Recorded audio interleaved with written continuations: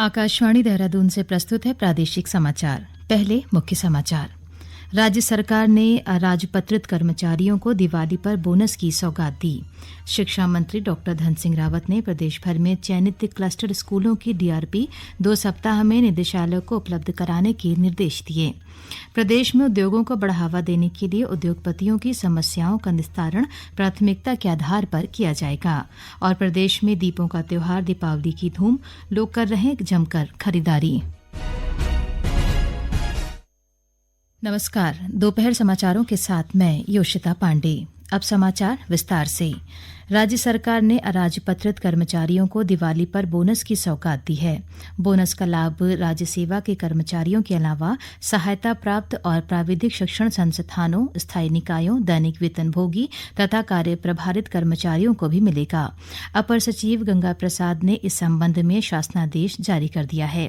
शासनादेश के अनुसार 17 अक्टूबर 2023 द्वारा केंद्र सरकार के समूह ग के कर्मचारियों और समूह ख के सभी अराजपत्रित कर्मचारियों को वर्ष 2022-23 के लिए 30 दिन की परिलब्धियों के बराबर अधिकतम 7,000 की सीमा निर्धारित करते हुए तदर्थ बोनस स्वीकृत किया गया है। राज्य सरकार ने संबंधित अधिकारियों को प्रदेश भर में चयनित क्लस्टर स्कूलों की डीआरपी 2 सप्ताह में निदेशालय को उपलब्ध कराने के निर्देश दिए हैं ताकि समय पर बजट आवंटित किया जा सके। विद्यालय शिक्षा मंत्री धन सिंह रावत ने देहरादून में शिक्षा विभाग की समीक्षा बैठक में कहा कि प्रदेश में शिक्षण व्यवस्था को सुदृढ़ बनाने के दृष्टिगत सरकार ने कई कदम उठाए हैं, जिसके तहत शासन और प्रशासन के अधिकारियों को प्रत्येक जिले में जाकर विकास खंडवार विद्यालय की समीक्षा कर रिपोर्ट तैयार करने के निर्देश दिए गए हैं। विद्यालय शिक्षा मंत्री डॉ रावत ने कहा कि आगामी शैक्षणिक सत्र से पूरे प्रदेश में शिक्षक संगठनों के चुनाव एक ही दिन कराए जाएंगे, जिसमें सभी शिक्षक प्रतिभाग करेंगे। इसके लिए उन्होंने अधिकारियों को शिक्षक संगठनों से संविधान संशोधन के लिए प्रस्ताव आमंत्रित करने को कहा। उन्होंने कहा कि प्रदेश भर के राजकीय उच्चतर विद्यालयों में हेडमास्टर के रिक्त पद पूर्व की भांति 100% पदोन्नति से भरे जाएंगे, जबकि राजकीय इंटर कॉलेजों में प्रधानाचार्य के लिए रिक्त पदों को 50% पदोन्नति व 50% राज्य लोक सेवा आयोग के माध्यम से भरे जाने का निर्णय लिया गया है। प्रदेश में आगामी 8 और 9 दिसंबर को प्रस्तावित वैश्विक निवेशक सम्मेलन की तैयारियां जोरों पर है। इसको लेकर मुख्यमंत्री पुष्कर सिंह धामी ने आज देहरादून में राज्य के विकास कार्यों में तेजी लाने और रोजगार सृजन को बढ़ाने के लिए शासन के उच्च स्तरीय अधिकारियों के साथ बैठक की। बैठक में मुख्यमंत्री ने अधिकारियों को उत्तराखंड वैश्विक निवेशक सम्मेलन के तहत अब तक हुए रोड शो में हुए करार को धरातल पर उतारने के निर्देश दिए। मुख्यमंत्री ने राज्य में निवेश को बढ़ावा देने के लिए नीतियों में सरलीकरण के लिए प्रस्ताव लाने पर जोर दिया। श्री धामी ने कहा कि औद्योगिक निवेश को बढ़ावा देने के लिए हवाई कनेक्टिविटी को और विस्तार देना होगा।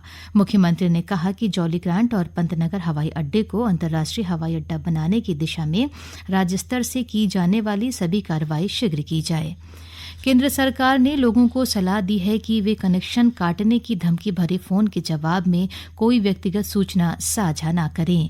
दूरसंचार विभाग ने इस तरह के फर्जी कॉल के संबंध में आम जनता के लिए परामर्श जारी किया है।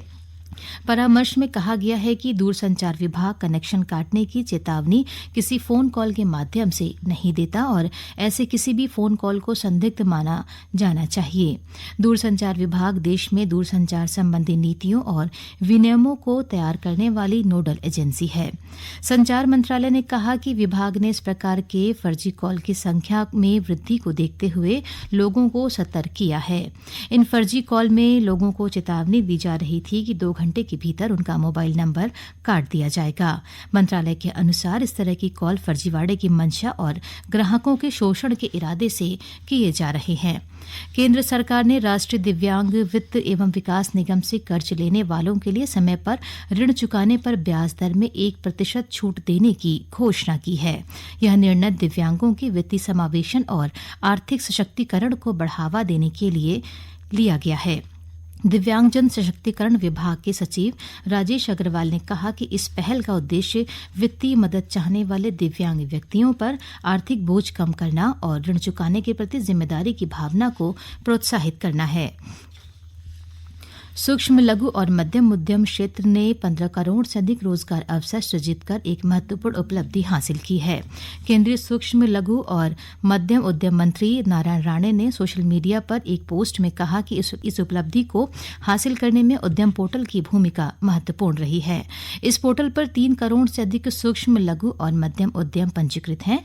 इनमें से 41 लाख से अधिक उद्यमों का नेतृत्व महिलाएं कर रही हैं। श्री राणे ने कहा कि इन उद्यमों में सृजित 15 करोड़ रोजगार अवसरों में से 3 करोड़ 40 लाख से अधिक रोजगार महिलाओं को मिले हैं। ये समाचार आप आकाशवाणी के देहरादून केंद्र से सुन रहे हैं। प्रदेश में उद्योगों को बढ़ावा देने के लिए उद्योगपतियों की समस्याओं का निस्तारण प्राथमिकता के आधार पर किया जाएगा। इसे लेकर देहरादून में आयोजित बैठक में मुख्य सचिव डॉ एस.एस. संधू ने विभागीय अधिकारियों को आवश्यक कार्रवाई के निर्देश दिए। मुख्य सचिव ने ऊर्जा निगमों से संबंधित समस्याओं के निस्तारण के लिए अधिशासी अभियंता स्तर पर प्रत्येक 3 माह में इंडस्ट्री के साथ बैठक कर उनकी समस्याओं के निस्तारण किए जाने को कहा।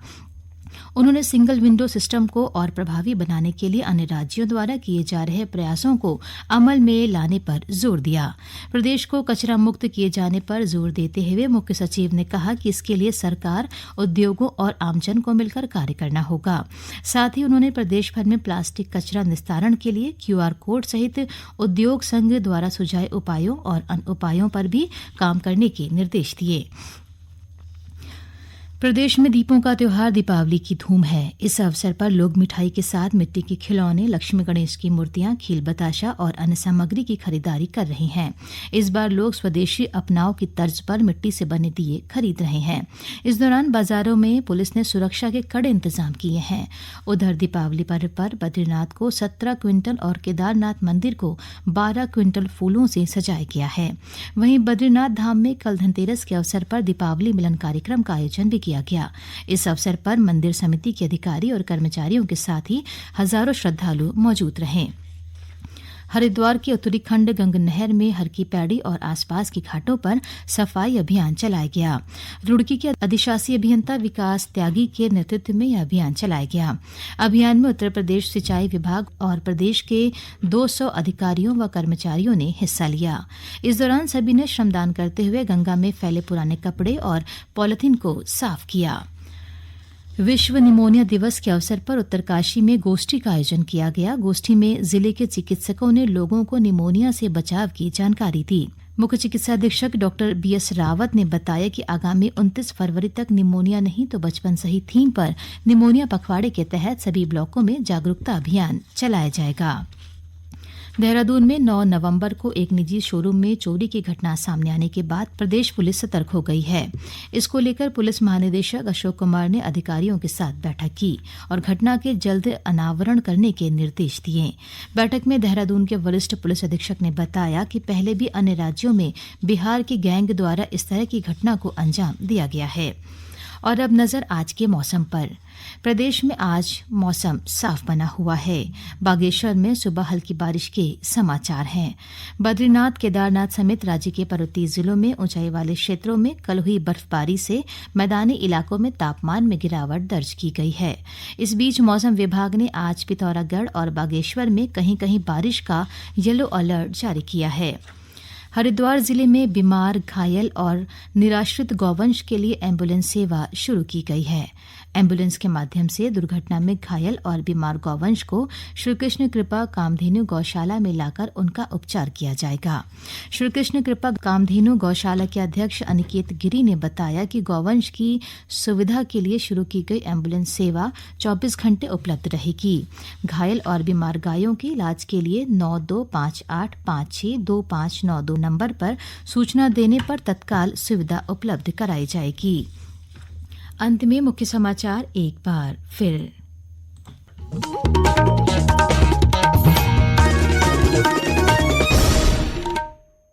राज्य सरकार ने अराजपत्रित कर्मचारियों को दिवाली पर बोनस की सौगात दी। शिक्षा मंत्री डॉ धन सिंह रावत ने प्रदेश भर में चयनित क्लस्टर स्कूलों की DRP 2 सप्ताह में निदेशालय को उपलब्ध कराने के निर्देश दिए।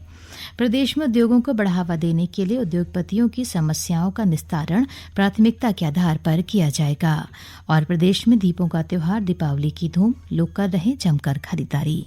इसके साथ ही प्रादेशिक समाचार का ये बुलेटिन समाप्त हुआ। नमस्कार।